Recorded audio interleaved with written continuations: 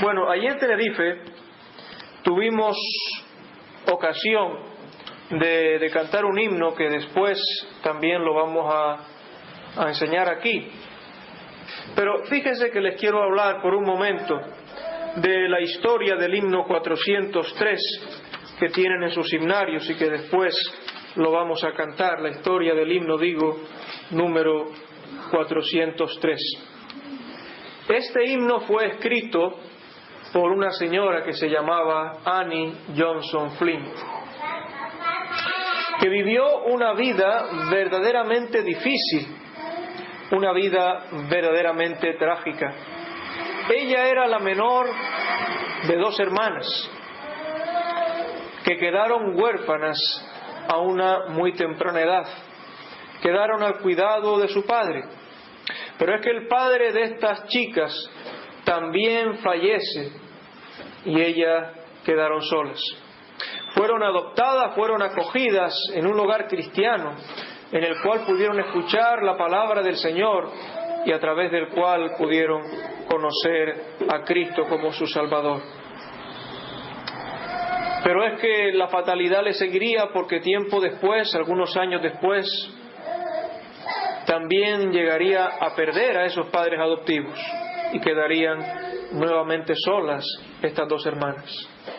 Esto sería poco tiempo después de que Annie fuese a la universidad, donde se preparó para ser una maestra, y parece que iba a ser una buena maestra.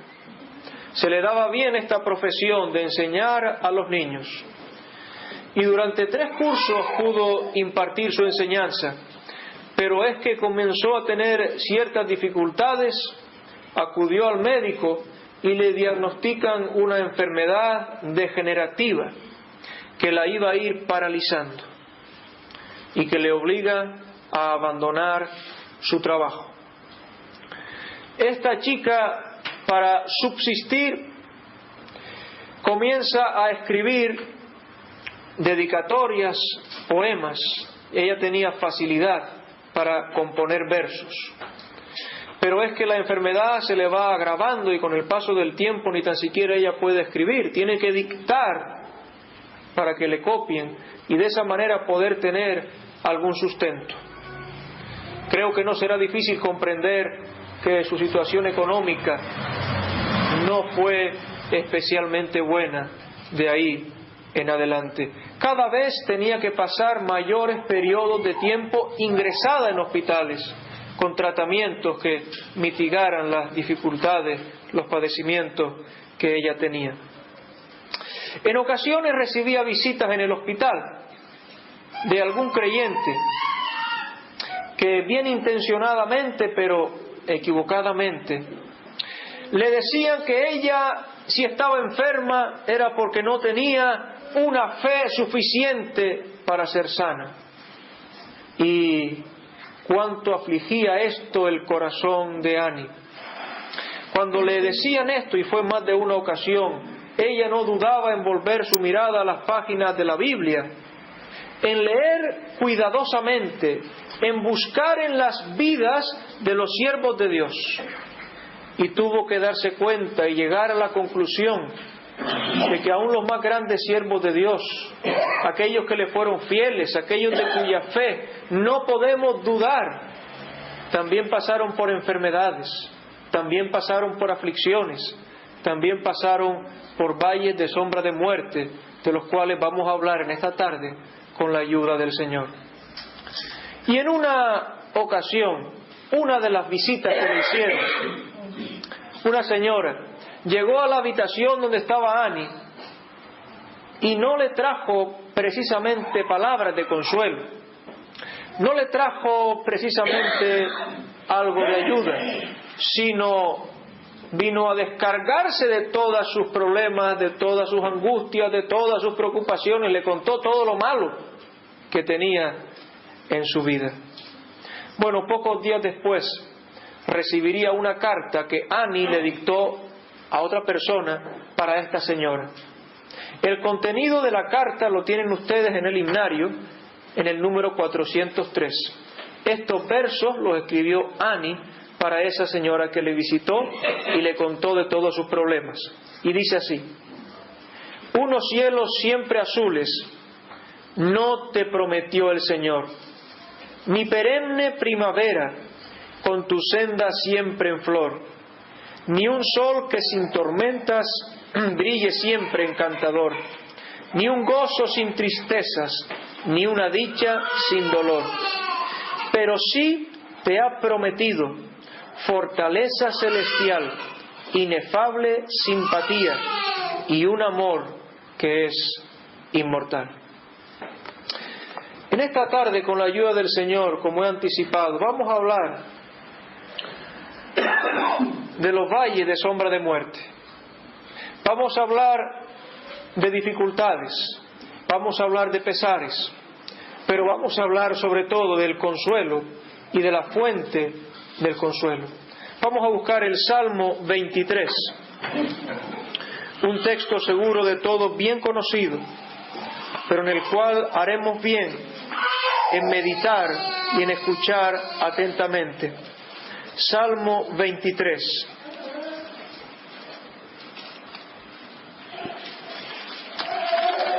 Y vamos a estar observando 3 puntos en este pasaje. En primer lugar, vamos a hablar de la necesidad de un pastor para nuestras vidas. En segundo lugar, vamos a hablar de la identidad, de quién es ese pastor que necesitamos.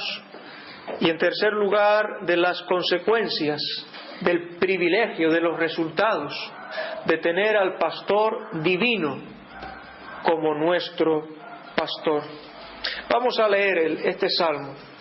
Dice: Jehová es mi pastor, nada me faltará.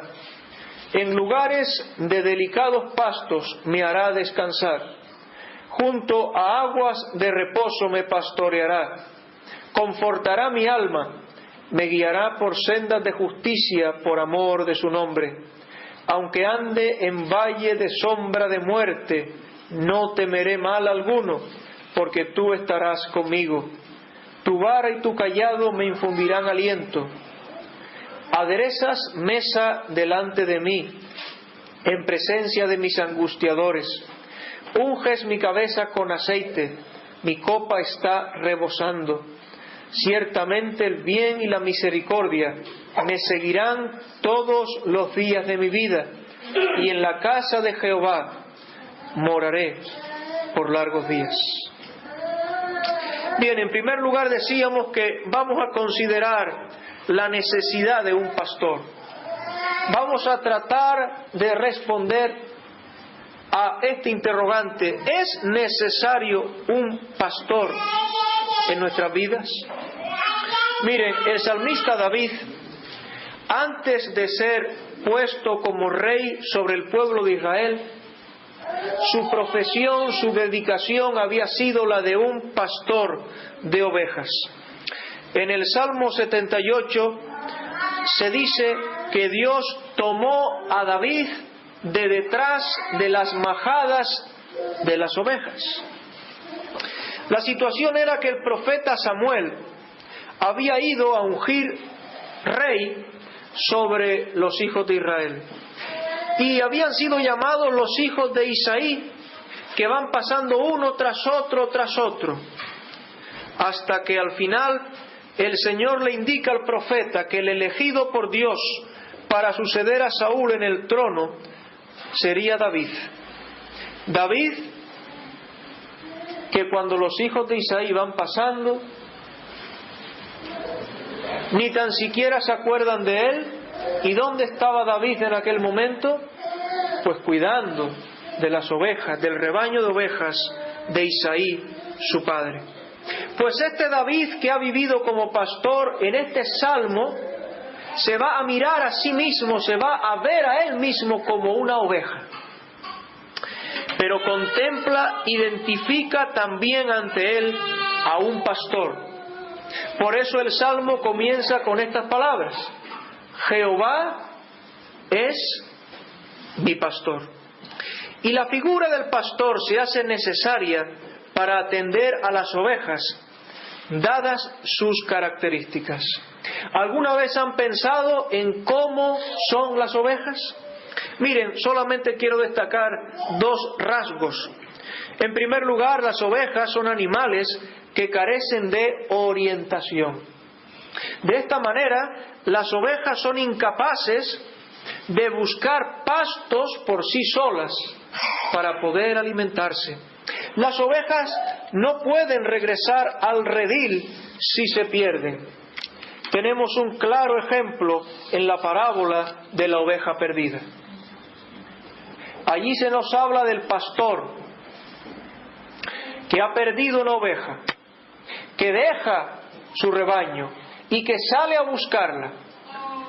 Y dice el texto, hasta que la encuentra.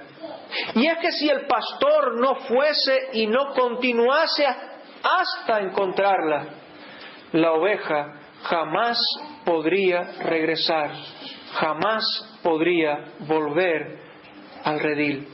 Las ovejas son incapaces de conocer el camino de vuelta al lugar seguro.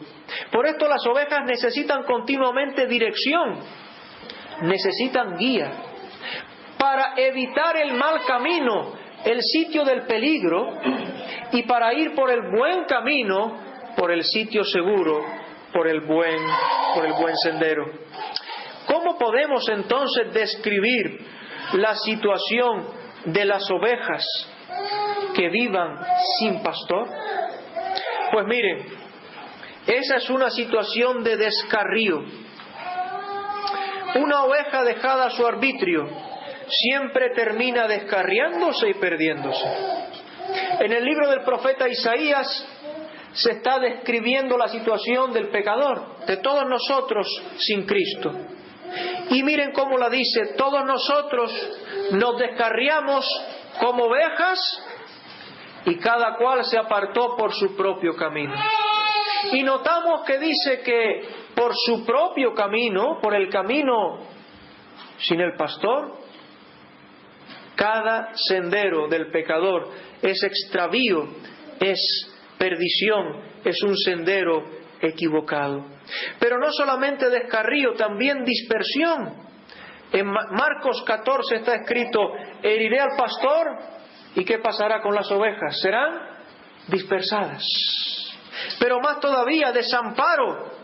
Y al ver las multitudes, dice el Señor, que tuvo compasión de ellas, porque estaban desamparadas. Y esa palabra significa fatigadas, agobiadas, extenuadas o maltratadas. ¿Y por qué estaban fatigadas, extenuadas y maltratadas? Sigue diciendo, como ovejas que no tienen pastor. Algo más todavía. Zacarías capítulo 10 y versículo 2. Acompáñenme a este pasaje que tal vez es menos conocido.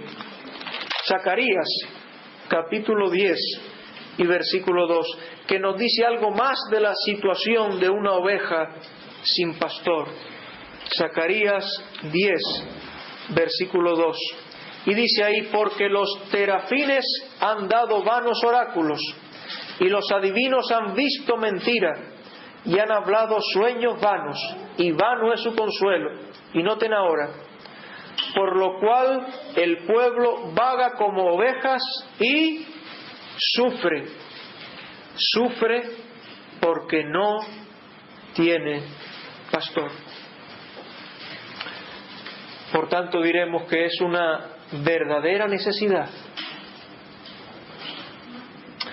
tener un pastor. Las ovejas necesitan de un guiador que las pastoree. Pero no solamente se trata de que las ovejas tengan esta cualidad de la desorientación, de que no saben dirigirse, sino también tienen la incapacidad de defenderse ante los ataques de los lobos o de otros animales agresivos que las amenacen. Las ovejas son animales mansos e indefensos. Alguien dijo, y creo que con mucha razón, que la oveja no tiene uñas para arañar, no tiene dientes para morder, no tiene cuernos para herir, se deja esquilar, se deja atar y se deja sacrificar sin oponer resistencia. Por lo tanto, la oveja necesita también a un pastor que sea su defensor y su guardador. Y esto David lo sabía muy bien, porque él mismo nos cuenta de su experiencia en el primer libro de Samuel. En su faceta de pastor, en algún momento, él tuvo que ver cómo algún león o algún oso se acercaba hacia el rebaño de las ovejas de su padre. Y él tuvo que interponerse entre aquella fiera para defender, para proteger, para cuidar del peligro a las ovejas. Se cuenta la historia de un pastor que se encontraba en la zona comprendida entre Tiberias y Tabor en Israel, que quiso defender a sus ovejas ante 3 beduinos que venían dispuestos a robarle su rebaño. Este pastor, como no ha de ser de otra manera, se enfrentó con valentía frente a aquellos hombres. Pero miren, aquellos ladrones eran 3 contra 1. Pudieron más, le mataron y dejaron su cadáver tirado entre las ovejas que había tratado de defender. Y cuento esta anécdota porque más adelante haré referencia a ella. En primer lugar, hemos visto brevemente algo acerca de la necesidad de un pastor. Pero miren de quién vamos a hablar, la identidad del pastor. Pues continuamos con la misma afirmación del versículo 1. Dice: Jehová es mi pastor. Es que se nos está hablando de Dios mismo, de aquel que no se puede equivocar, de aquel que no puede fallar, de aquel que todo lo sabe y que todo lo puede. A la luz del Nuevo Testamento sabemos que el Señor Jesucristo es este pastor, es este Jehová de quien se nos habla aquí en este salmo. De hecho, en el Nuevo Testamento no solamente se nos remite a Cristo como pastor, sino se nos califica su faceta pastoral en relación con 3 momentos cruciales de la historia de la humanidad. ¿Por qué digo esto? Porque miren, en relación con su muerte se le llama el buen pastor. Él dice: yo soy el buen pastor, doy mi vida por las ovejas. En relación con su resurrección, en Hebreos capítulo 13, se le llama el gran pastor de las ovejas. El gran pastor de las ovejas que resucitó. Y en relación con su segunda venida, se le llama el príncipe de los pastores, en Primera de Pedro, capítulo 5. El príncipe de los pastores que ha de aparecer, que ha de manifestarse para ser visto en primer lugar de los suyos, de los que le esperan, de los que son ovejas de su redil. Ahora, permítame que por un instante me fije en este primer título referido al Señor Jesucristo, que aparece en Juan capítulo 10. Vamos a buscar Juan capítulo 10 y a leer el versículo 11. Juan 10, versículo 11. Y dice el Señor Jesucristo: yo soy el buen pastor. El buen pastor su vida da por las ovejas. Algún comentarista bíblico dice que la palabra buen aquí puede tener el significado de excelente. ¿Y por qué hemos de encontrar, de describir a Cristo como el buen pastor o como el pastor excelente? Él mismo nos lo dice. Porque Él dio su vida por las ovejas. Y notemos que, a diferencia de la anécdota que les conté hace poco de aquel pastor que, queriendo defender su rebaño, perdió la vida, he aquí una gran diferencia, porque es cierto que Cristo dio su vida, pero la dio voluntariamente. Si leyéramos un poco más abajo, en ese mismo texto de Juan 10, dice que nadie le quitaba la vida, que Él ponía su vida y la ponía para volverla a tomar, que tenía poder para ponerla y para volverla a tomar. Este es el buen pastor, el que entregó su vida, el que se dio a sí mismo en rescate de sus ovejas. Ahora estamos pensando en la identidad de este pastor, en conocer algo más de su carácter. Busquemos en Apocalipsis capítulo 5 para poder seguir meditando en algún aspecto más de la identidad del buen pastor. En el libro de Apocalipsis encontramos una referencia a Cristo como pastor, una referencia que nos puede llamar la atención, porque se habla de Cristo como pastor y al mismo tiempo de Cristo como cordero, del cordero pastor, que más adelante leeremos el texto donde aparece. Y puede parecer extraño que un cordero pastoree a un rebaño, pero cuando se habla de Cristo como cordero pastor, no se nos está presentando a un cordero con unas características normales. Miren aquí en Apocalipsis 5 y versículo 6, las características, los detalles, los rasgos del cordero pastor. Dice: y miré, y vi que en medio del trono y de los 4 seres vivientes, y en medio de los ancianos, estaba en pie un cordero como inmolado, que tenía 7 cuernos y 7 ojos, los cuales son los 7 espíritus de Dios enviados por toda la tierra. Y notamos aquí 4 detalles. En primer lugar, nos dice que estaba en pie. En segundo lugar, que fue muerto, porque estaba como inmolado. Estar en pie significa que vivía, sin embargo había muerto. Y ahora dice que tenía 7 cuernos y 7 ojos. Recordemos el hecho antes mencionado de que, de forma general, las ovejas no tienen cuernos, y que precisamente este es uno de los detalles que nos habla de la indefensión de las ovejas. Sin embargo, encontramos aquí que el cordero pastor tiene cuernos, y la palabra cuerno en la Biblia precisamente tiene el significado de fuerza, de poder y de autoridad.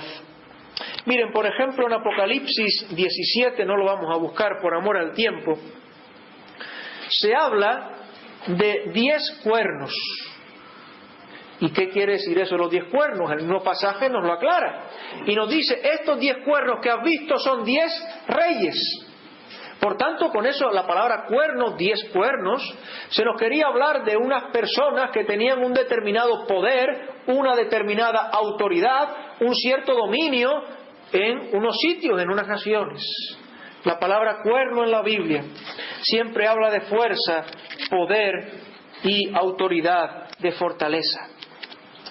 Y se nos dice no solamente que tenía cuernos, sino que tenía 7 cuernos. El número 7 en la Biblia nos habla de plenitud, por lo que sabemos que en este cordero pastor residen la autoridad y el poder absolutos. Cito al hermano Carballosa, que en su comentario al Apocalipsis dice: la figura de los 7 cuernos apunta a la omnipotencia del cordero. Pero seguimos leyendo y nos fijamos que dice también que tenía 7 ojos, y los 7 ojos indican que el cordero todo lo ve y en consecuencia todo lo sabe. Su visión alcanza cada rincón del planeta Tierra. Los 7 ojos del Cordero sugieren plenitud de inteligencia y sabiduría. Pero unamos ambas cosas, 7 cuernos y 7 ojos.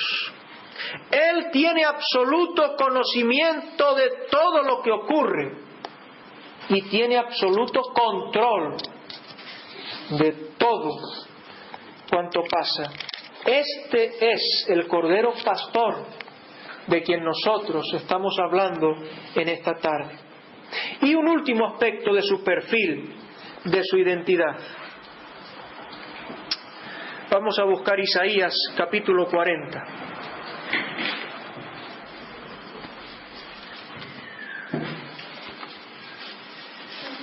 Y se trata de que el buen pastor, este Cordero Pastor, es aquel que cuida de forma personal a aquel que es oveja de su redil.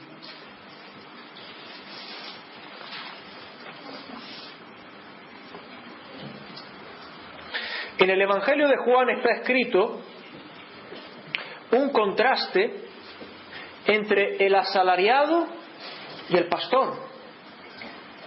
Y dice que el interés del asalariado es recibir su paga, su dinero, pero que no tiene el más mínimo interés en las ovejas, que si ve venir el lobo, él sale corriendo, porque no tiene cuidado ni preocupación por lo que le pueda suceder a las ovejas.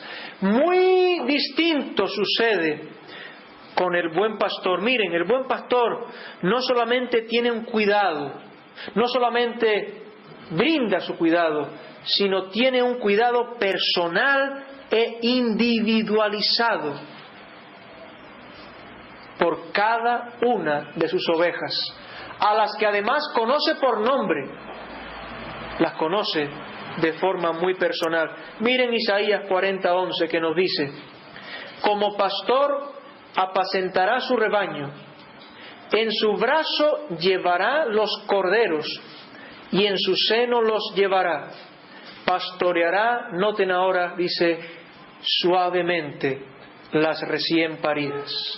La ternura, el cuidado con los más débiles del rebaño. Ezequiel 34 y versículo 4. Ezequiel 34 y versículo 4.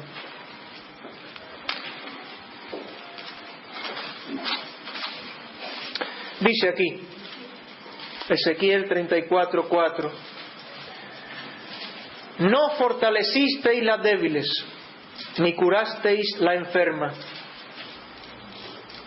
No vendasteis la perniquebrada, ni volvisteis al redil la descarriada, ni buscasteis la perdida, sino que os habéis enseñoreado de ellas con dureza y con violencia. Qué palabras tan duras. Esta es una recriminación que el Señor hace a los pastores de Israel en el tiempo del profeta Ezequiel. Pero hay algo en lo cual debemos meditar y darnos cuenta. Aquí había una serie de necesidades que el Señor identificaba. El Señor veía cómo en medio del pueblo de Israel, en medio de aquellas ovejas, había algunas que estaban débiles, había algunas que estaban enfermas, había algunas que tenían una pata fracturada y necesitaban ser vendadas, había algunas que se habían apartado del buen camino y había que ir a buscarlas. El Señor se daba cuenta de la situación personal e individual de cada uno. Oh hermanos, si pensamos nosotros que el Señor no conoce nuestras vidas, que no identifica nuestro estado, que no sabe de nuestra necesidad, si estamos debilitados y necesitamos fortaleza, si estamos enfermos y necesitamos medicina, si ha habido algún incidente, si ha habido alguna fractura en nuestra vida, alguna herida que necesita ser vendada, que necesita ser restaurada, el Señor conoce tu necesidad. y también conoce el remedio, también conoce cómo solucionarlo. Porque miren, el Señor como pastor no solamente ve en su rebaño a un conjunto de ovejas, sino que de forma particularizada observa, mira y comprende nuestra situación, nuestra vida y nuestras necesidades. De este es de quien estamos hablando cuando David decía: Jehová es mi pastor. Y volvamos al Salmo 23, de donde hemos partido, para poder ver en tercer lugar y de forma breve, porque el tiempo avanza, las consecuencias de tener a Jehová como nuestro pastor. Y vamos a ver básicamente dos consecuencias. La primera, entre los versículos 1 al 3, que es: nada me faltará. Y la segunda, desde los versículos 4 al 6, tú estarás conmigo. Vamos con la primera: nada me faltará. ¿Quién puede afirmar tal cosa? ¿No parece una pretensión indigna de ser dicha? Nada me faltará. ¿No parece algo realmente fuera de nuestro alcance? Nada me faltará. Sin embargo, aquel que tenga a Jehová como su pastor puede afirmar con verdadera confianza y certidumbre, con toda y plena confianza: nada me faltará. Y en cuanto a qué cosas afirma David esto, nada me faltará, pues miren, en cuanto al descanso, en primer lugar, versículo 2: en lugares de delicados pastos me hará descansar, junto a aguas de reposo me pastoreará. La oveja del redil del buen pastor halla descanso y reposo, en lugares donde encuentra delicados pastos y aguas tranquilas. Más que a la nutrición, aquí se refiere al alimento como factor de descanso o de refrigerio. Al pastor celestial no le es indiferente la situación de sus ovejas. Miren, él piensa incluso en el reposo, en el descanso que éstas necesitan. Los buenos pastos, los pastos suculentos, no solamente traen alimento a las ovejas, sino también reposo, sino también descanso. Hay un texto en el profeta Sofonías, que no lo vamos a leer, el capítulo 3 y versículo 13, donde se habla de las ovejas que habiendo comido, habiendo saciado su hambre, estando llenas, reposan y descansan tranquilas. Esta es la situación que nos describe aquí. Nada me faltará en cuanto al descanso. En segundo lugar, nada me faltará en cuanto a la fortaleza. Versículo 3. Confortará mi alma. Un alma abatida, entristecida, abrumada, necesita ser fortalecida. Otras versiones traducen este pasaje como: reparará mis fuerzas o restaurará mi alma. Y es que la palabra confortar usada aquí significa restaurar, avivar o aliviar. Y es indudable que en alguno o algunos momentos de nuestra vida las fuerzas nos pueden disminuir o ser escasas. Pero poderoso es el Señor para dar nuevas fuerzas y hasta para multiplicar las fuerzas al que no tiene ningunas. Miren algo más. Nada me faltará en cuanto a la dirección. Versículo 3, segunda parte. Me guiará por sendas de justicia, por amor de su nombre. Y es cierto que cuántas veces en la vida no sabemos hacia dónde dirigirnos, cuántas veces nos vemos desorientados, cuántas veces no sabemos a dónde ir. Podemos buscar dirección, podemos buscar guía en nuestro Señor. Pasamos un par de hojas al Salmo 32 y leemos el versículo 8. Fíjense lo que aquí dice. Necesitamos dirección, necesitamos guía. Salmo 32:8. Te haré entender y te enseñaré el camino en que debes andar. Sobre ti fijaré mis ojos.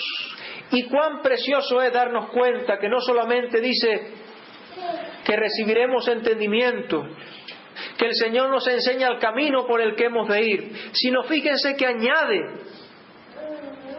sobre ti fijaré mis ojos. Es decir, es como si estuviéramos nosotros en una escena en la cual no solamente se nos dice ve por allí y luego se han desentendido de nosotros, sino que el buen pastor no nos pierde de vista, se queda con su mirada fija, con su amorosa mirada, con su mirada de poder. Podríamos parafrasearlo de la siguiente manera: no nos perderá de vista. Y qué confianza tan tremenda. Y dice que nos ha de guiar por sendas de justicia, es decir, por aquellas que son rectas ante sus ojos, por aquellas que honran su nombre. ¿Y cuál es la razón que mueve a Dios a guiarnos de esta manera? Pues miren, lo dice el pasaje: por amor de su nombre. Es que si estábamos pensando que nos va a guiar porque nos lo hemos ganado, si estábamos pensando que nos va a guiar si nosotros logramos, no nos va a guiar debido a cómo somos nosotros, imperfectos, pecadores y que fallamos, es cierto. Nos va a guiar debido a cómo es Él, por amor de su nombre. Y hermanos, nuestro Dios es fiel, nuestro Dios es verdadero, nuestro Dios no nos abandonará por amor de su nombre. Y el nombre de Dios es Jehová. Hay dos detalles importantes, por lo menos, que sobresalen cuando encontramos el nombre de Jehová en el libro de los Salmos. Por una parte, Jehová es el nombre del Dios de Israel. Salmo 72:18, después lo pueden leer. Jehová, el Dios de Israel, dice ahí. Es decir, Jehová es aquel que sacó al pueblo de Israel de la esclavitud de Egipto, aquel que les redimió de sus cadenas, aquel que les introdujo en la tierra de promisión, como Él lo había prometido siglos atrás. Jehová es el nombre del Dios de Israel, del Dios que hizo un pacto con Abraham y que lo cumplió. Jehová es el nombre del Dios cuyas promesas no han de faltar, cuyas promesas son fieles y verdaderas, y del que está escrito referido a la entrada de Israel en la tierra prometida, que no faltó palabra de todas las buenas promesas que Jehová había hecho. Todo se cumplió. Sí, por amor de su nombre, el Dios fiel. Pero también al mencionarse el nombre Jehová se está pensando en aquel que es creador de los cielos y la tierra. Salmo 124:8 como ejemplo. De Jehová es la tierra y su plenitud, el mundo y los que en él habitan. Porque Él la fundó sobre los mares y la afirmó sobre los ríos. Es el Dios todopoderoso. Es Él quien guía a sus ovejas. Y aquí hay una progresión en estos versículos. Notémosla. En el versículo 12 nos habla de que se provee descanso. En el versículo 3, restauración, reparación de las fuerzas. Y luego del descanso y de la restauración de la fuerza, en el versículo 3, la segunda parte, nos habla de la guía, de la dirección para emprender el camino, para continuar hacia adelante por sendas de justicia. Vamos a la segunda consecuencia de tener a Jehová como pastor. Tú estarás conmigo. Esto implica seguridad, en primer lugar, versículo 4. Aunque ande en valle de sombra de muerte, no temeré mal alguno, porque tú estarás conmigo. Y fíjense que la presencia de enfermedades o dificultades o momentos críticos no implica la ausencia del buen pastor. Se nos puede pasar por la cabeza en algún momento que el Señor nos ha abandonado, pero esa es una idea errónea, porque Él no abandona a sus hijos, no abandona a sus ovejas. Unos jóvenes en Babilonia fueron lanzados a un horno de fuego ardiendo. Conocemos la historia. Y nos dice el texto bíblico que cuando fueron lanzados a aquel horno de fuego eran 3 los jóvenes, pero ¿cuántos vieron allí dentro? Vieron a 4. El Señor estaba también allí con ellos en medio de aquel horno. El Señor está con nosotros también en medio de las aflicciones y de las dificultades. Él dice, cuando pases por las aguas, yo estaré contigo. Yo estaré contigo.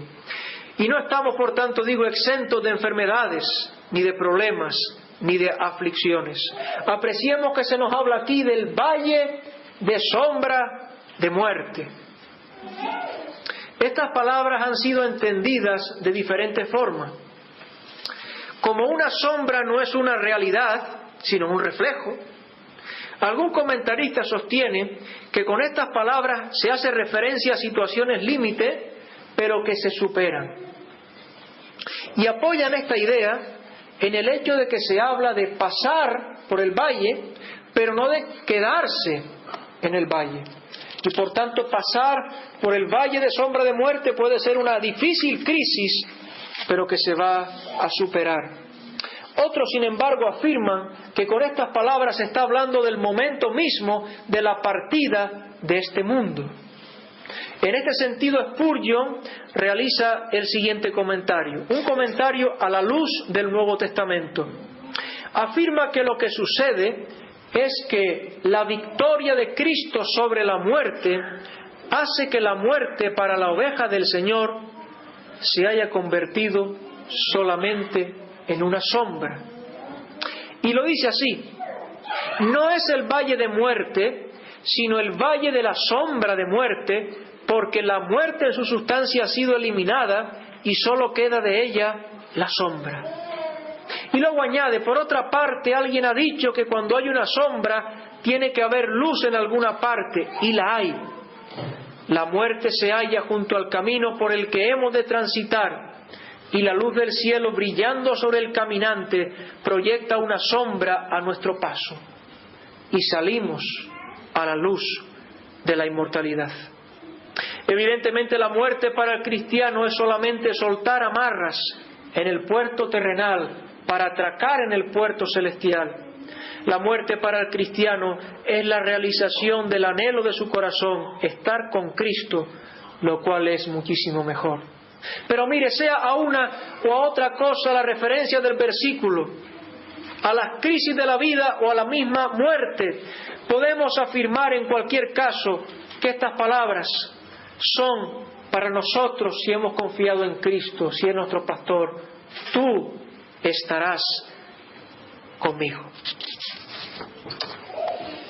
En segundo lugar, fíjense, tú estarás conmigo, no solamente nos habla de seguridad, sino también de aliento. Sigue diciendo el versículo 4 al final: tu vara y tu cayado me infundirán aliento.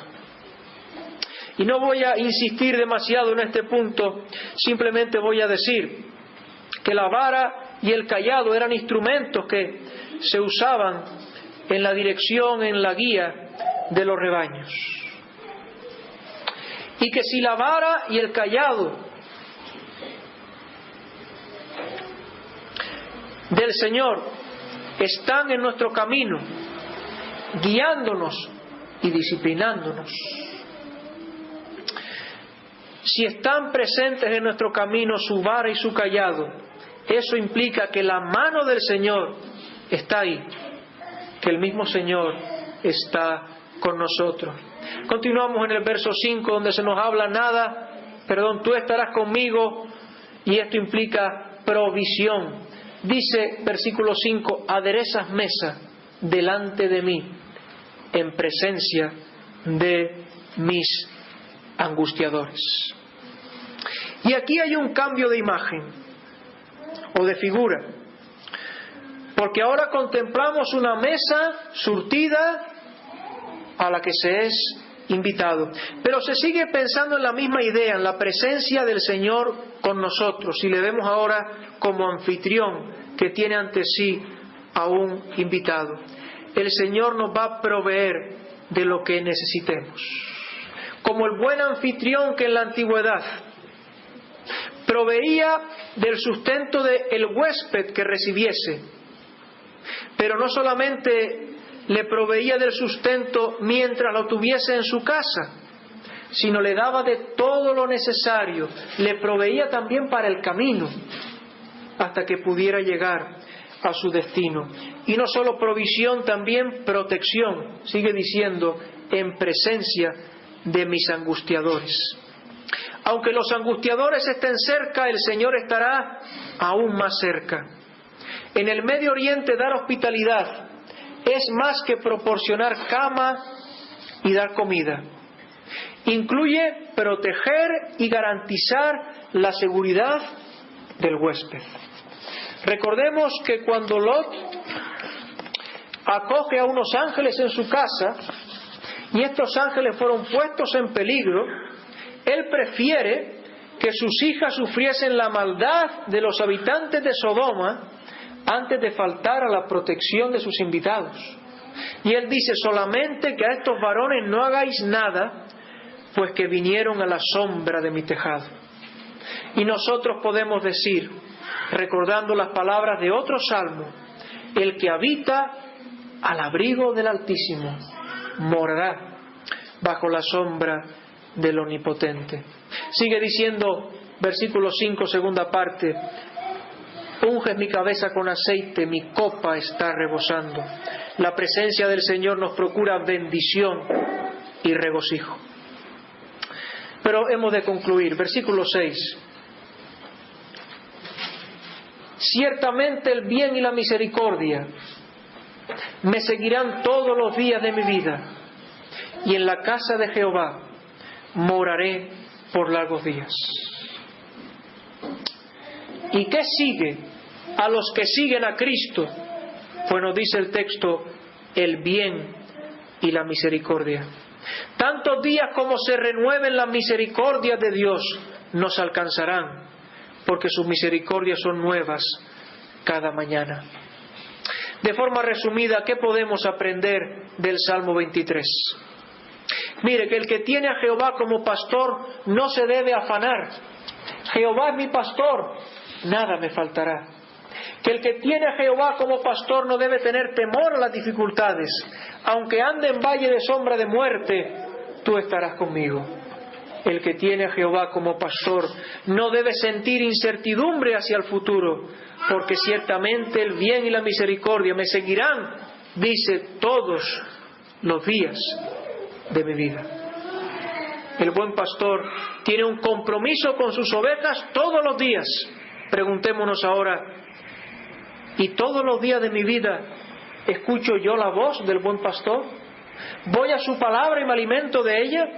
¿Todos los días de mi vida dependo de la dirección y guía del gran pastor de las ovejas y le sigo a él? ¿Busco en él reposo? ¿Todos los días soy consciente de su presencia a mi lado? Finalmente, ¿qué límite habrá para morar con este pastor o para contar con sus cuidados? Dice aquí, en la casa de Jehová moraré por largos días. Y esto nos habla de su presencia, de que hemos de estar donde el Señor está para siempre. Concluimos. Apocalipsis 7, versos 16 y 17. Les había dicho antes que en Apocalipsis se nos habla del Cordero Pastor. Fíjense lo que nos dice este texto. Antes solo vimos la descripción de Cristo como Cordero. Y con esta lectura concluimos el mensaje. Apocalipsis 7, 16. Ya no tendrán hambre ni sed, y el sol no caerá más sobre ellos, ni calor alguno. Y noten, porque el Cordero que está en medio del trono, el Cordero los pastoreará y los guiará fuentes de aguas de vida, y Dios enjugará toda lágrima de los ojos de ellos. Que el Señor nos bendiga. Amén. Amén.